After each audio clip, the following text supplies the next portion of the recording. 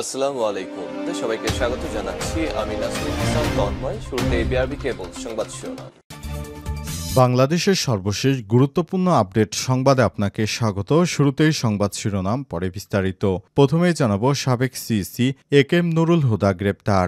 সাবেক প্রধান নির্বাচন কমিশনার সিইসি একেএম নুরুল হুদাকে গ্রেপ্তার করেছে পুলিশ। আজ সন্ধ্যায় তাকে গ্রেপ্তার করা হয়। উত্তরা পশ্চিম থানার ওসি বিষয়টি নিশ্চিত করেন। তবে কোন মামলায় তাকে গ্রেপ্তার করা হয়েছে সে বিষয়ে তাৎক্ষণিকভাবে কিছু জানায়নি পুলিশ। এর আগে রোববার কেএম নুরুল হুদা সহ বিগত ৩ বিতর্কিত জাতীয় সংসদ নির্বাচনে দায়িত্ব পালন করা ১৮ জন নাম উল্লেখ করে অজ্ঞাত আসামি রেখে শেরেবাংলা নগর থানায় মামলা করে বিএনপি, সেই সঙ্গে বিতর্কিত এসব নির্বাচনে দায়িত্ব পালন করা সাবেক ৩ সিইসি সহ অজ্ঞাত পরিচয় মোট ১৯ জনের বিরুদ্ধে নির্বাচন কমিশন ইসি অভিযোগ দায়ের করে।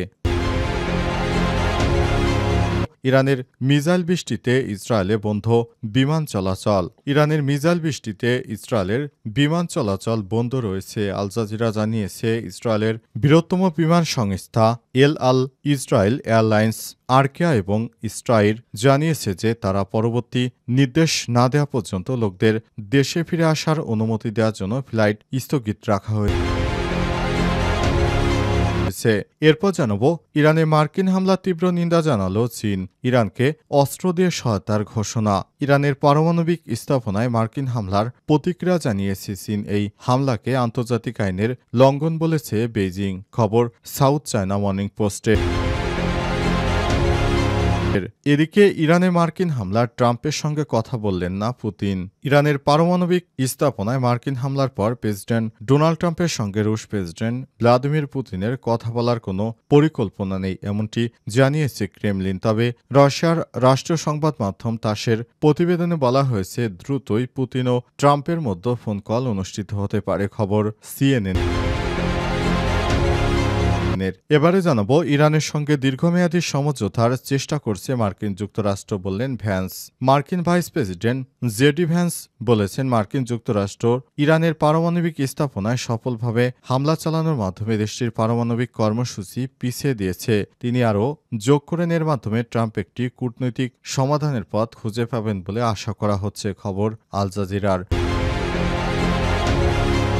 সাবেক সিইসি একেএম নুরুল হুদা গ্রেপ্তার। সাবেক প্রধান নির্বাচন কমিশনার সিইসি একেএম নুরুল হুদাকে গ্রেপ্তার করেছে পুলিশ। আজ সন্ধ্যায় তাকে গ্রেপ্তার করা হয়। উত্তরা পশ্চিম থানার ওসি বিষয়টি নিশ্চিত করেন। তবে কোন মামলায় তাকে গ্রেপ্তার করা হয়েছে সে বিষয়ে তাৎক্ষণিকভাবে কিছু জানায়নি পুলিশ। এর আগে রোববার কেএম নুরুল হুদা সহ বিগত ৩ বিতর্কিত জাতীয় সংসদ নির্বাচনে দায়িত্ব পালন করা ১৮ জন নাম উল্লেখ করে অজ্ঞাত আসামি রেখে শেরেবাংলা নগর থানায় মামলা করে বিএনপি, সেই সঙ্গে বিতর্কিত এসব নির্বাচনে দায়িত্ব পালন করা সাবেক ৩ সিইসি সহ অজ্ঞাত পরিচয় মোট ১৯ জনের বিরুদ্ধে নির্বাচন কমিশন ইসি অভিযোগ দায়ের করে।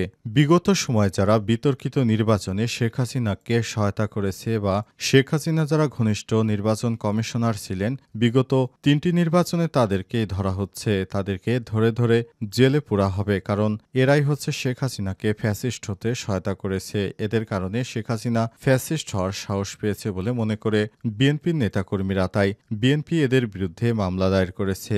মামলার পরপরই তাদেরকে খুঁজতে শুরু করেছে পুলিশ। পুলিশের অভিযানে অবশেষে এই নির্বাচন কমিশনার সিইসি নুরুল হুদাকে গ্রেপ্তার করা হয়েছে। তারা একসময় বলেছিল তারা নাকি সুষ্ঠু নির্বাচন দিচ্ছে, তবে এখন দেখা যাচ্ছে যে তারা বিগত সরকারের নির্দেশেই তারা নিরপেক্ষ নির্বাচন দিয়ে তারা ডামি ভোটে নির্বাচন দিয়েছিল এবং বিভিন্ন অপকর্মের সঙ্গে সংযুক্ত ছিল। তবে শেষ পর্যন্ত তাদের শেষ রক্ষা হয়নি। তারা এখন আইনের হাতে বন্দী। বাকি নির্বাচন কমিশন কাজী হাবিবুল আওয়ালকেও গ্রেপ্তারের চেষ্টা করা হচ্ছে। ইরানের মিসাইল বৃষ্টিতে ইসরায়েলে বন্ধ বিমান চলাচল। ইরানের মিসাইল বৃষ্টিতে ইসরায়েলে বিমান চলাচল বন্ধ হয়ে গেছে। আল জাজিরা জানিয়েছে, ইসরায়েলের বৃহত্তম বিমান সংস্থা এল আল ইসরায়েল এয়ারলাইন্স আরকেয়া এবং ইসরায়েল জানিয়েছে যে তারা পরবর্তী নির্দেশ না দেওয়া পর্যন্ত লোকদের দেশে থেকে ফিরে আসার অনুমতি দেওয়ার জন্য ফ্লাইট স্থগিত রাখবে। এল আল আরও জানিয়েছে, তারা নির্ধারিত ফ্লাইট বাতিলের মেয়াদ ২৭শে জুন পর্যন্ত বাড়িয়ে দেবে। Flight tracking website flight radar ২৪-এর তথ্য অনুযায়ী ইরানের পারমাণবিক স্থাপনা মার্কিন হামলার পর বিমান সংস্থাগুলো মধ্যপ্রাচ্যের বিশাল অংশ এড়িয়ে চলছে। খবরে বলা হয়েছে, ইসরায়েল ও ইরানের মধ্যে সাম্প্রতিক ক্ষেপণাস্ত্রর বিনিময়ের কারণে ইতিমধ্যেই এই অঞ্চলে যানবাহন চলাচল বন্ধ হয়ে গেছে। দ্য টাইমস অফ ইসরায়েল জানিয়েছে, হামলায় দূরপাল্লার তরল ও কঠিন জ্বালানি উভয় ধরনের ক্ষেপণাস্ত্র ব্যবহার করা হয়েছে। এদিকে বিমানবন্দর ছাড়া ইসরায়েলের বিভিন্ন স্থানে ইরানের ক্ষেপণাস্ত্র হামলায় কমপক্ষে ১৬ জন আহত হওয়ার খবর পাওয়া গেছে। ইসরায়েলের জরুরি সেবা সংস্থা জানিয়েছে, অন্তত 10টি স্থানে হামলা হয়েছে। এর মধ্যে রয়েছে কারমেল, হাইফা, তেল আবিব এবং উত্তর অঞ্চল ও উপকূল এলাকা। ইসরায়েলের সেনাবাহিনী জানিয়েছে, 2 দফায় সব মিলে আজ 27টি নতুন ক্ষেপণাস্ত্র হামলা করা হয়। প্রথম দফায় 22টি আর দ্বিতীয় দফায় 5টি ক্ষেপণাস্ত্র 20টি হয়েছে। ইসরায়েলে এই প্রথমবারের মতো এত দফায় দফায় ইরান এই ক্ষেপণাস্ত্র হামলা চালাচ্ছে। ইরানে মার্কিন হামলার তীব্র নিন্দা জানালো চীন। ইরানের পারমাণবিক স্থাপনায় মার্কিন হামলার প্রতিক্রিয়া জানিয়েছে চীন। এই হামলাকে আন্তর্জাতিক আইনের লঙ্ঘন বলেছে বেইজিং। খবর সাউথ চায়না মর্নিং পোস্টের। আজ চীনের পররাষ্ট্র মন্ত্রণালয় সামাজিক যোগাযোগ মাধ্যমে এক্সে এক বিবৃতিতে অবিলম্বে ইরান ইসরায়েলের মধ্যে যুদ্ধবিরতির আহ্বান জানিয়েছে। বিবৃতিতে আরও বলা হয়েছে, ইরানে মার্কিন হামলা এবং আইএই এর নিরাপত্তা তত্ত্বাবধানে থাকা পারমাণবিক স্থাপনাগুলোতে বোমাবর্ষণের কঠোর নিন্দা জানায় চীন। যুক্তরাষ্ট্রের এই ধরনের কার্যকলাপ জাতিসংঘ সনদের উদ্দেশ্য, নীতিমালা এবং আন্তর্জাতিক আইনের গুরুতর লঙ্ঘন বলে বিবৃতিতে উল্লেখ করা হয়েছে। এছাড়াও মধ্যপ্রাচ্যে শান্তি প্রতিষ্ঠা এবং স্থিতিশীলতা পুনরুদ্ধারে আন্তর্জাতিক সম্প্রদায়ের সঙ্গে একসঙ্গে কাজ করার জন্য প্রস্তুত রয়েছে চীন। এদিকে ইরানের পারমাণবিক স্থাপনার উপর যুক্তরাষ্ট্রের হামলার তীব্র নিন্দা জানিয়েছে রাশিয়া।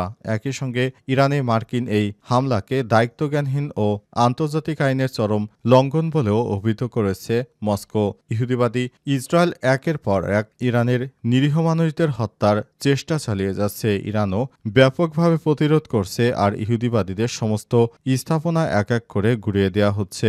ইরানের কর্মকাণ্ড দেখে ইহুদিবাদীরা পুরোই বেহুশ অবস্থায় পড়েছে, কারণ তারা মনে করেছিল ইরান হয়তো এই ধরনের প্রতিরক্ষা সিস্টেম চালু রাখতে পারবে না। কিন্তু একের পর এক ক্ষেপণাস্ত্র হামলায় ইহুদিবাদী ইসরায়েল ধ্বংস হয়ে যাচ্ছে। ইরানের মার্কিন হামলার ট্রাম্পের সঙ্গে কথা বললেন না পুতিন। ইরানের পারমাণবিক স্থাপনায় মার্কিন হামলার পর প্রেসিডেন্ট ডোনাল্ড ট্রাম্পের সঙ্গে রুশ প্রেসিডেন্ট ভ্লাদিমির পুতিনের কথা বলার কোনো পরিকল্পনা নেই আজ, এমনটি জানিয়েছে ক্রেমলিন। তবে রাশিয়ার রাষ্ট্রীয় সংবাদ মাধ্যম তাসের প্রতিবেদনে বলা হয়েছে, দ্রুতই পুতিন ও ট্রাম্পের মধ্যে ফোন কল অনুষ্ঠিত হতে পারে। খবর সিএনএনের। গত জানুয়ারিতে ইরান ও রাশিয়ার মধ্যে গুরুত্বপূর্ণ এক অংশীদারিত্ব চুক্তি স্বাক্ষরিত হয়েছে। এই চুক্তির মাধ্যমে দুই দেশ কৌশলগত মিত্র হিসেবে আরও ঘনিষ্ঠ হয়েছে। তবে এই চুক্তিতে অন্য কোনো দেশের দ্বারা কেউ হামলার শিকার হলে তাকে সহযোগিতা করার কোনো বাধ্যবাধকতা উল্লেখ করা হয়নি। এদিকে বৃহস্পতিবার রুশ প্রেসিডেন্ট ভ্লাদিমির পুতিন ও চীনা প্রেসিডেন্ট শি জিনপিং ইরানের ইসরায়েলি হামলার নিন্দা জানিয়েছে। যদিও এই বিবৃতিতে মার্কিন পররাষ্ট্র মন্ত্রণালয় যুক্তরাষ্ট্রের কথা উল্লেখ না করে শি জিনপিং আরও বলেছেন, তাদের অধিক শক্তি রয়েছে, তাদের এই সংঘাতের মধ্যে না জড়ে বরং পরিস্থিতি শান্ত করতে কাজ করা উচিত। তবে চীনা প্রেসিডেন্ট এমন আহ্বান কোনো কাজে আসেনি। পশ্চিমা একাধিক নেতাদের আহ্বান উপেক্ষা করে গতকাল রাতে ইরানের পারমাণবিক স্থাপনায় হামলা চালিয়েছে মার্কিন যুক্তরাষ্ট্র। দখলদার ইহুদিবাদী ইসরায়েলের একের পর এক হামলায় ইরানের অবস্থা খুবই শোচনীয় পর্যায়ে চলে আসছে। ইরান কোনোভাবেই ভাবতে পারেনি ইহুদিবাদীরা কোনোরূপ পূর্ব সতর্কতা ছাড়াই এভাবে হামলা চালাতে পারে।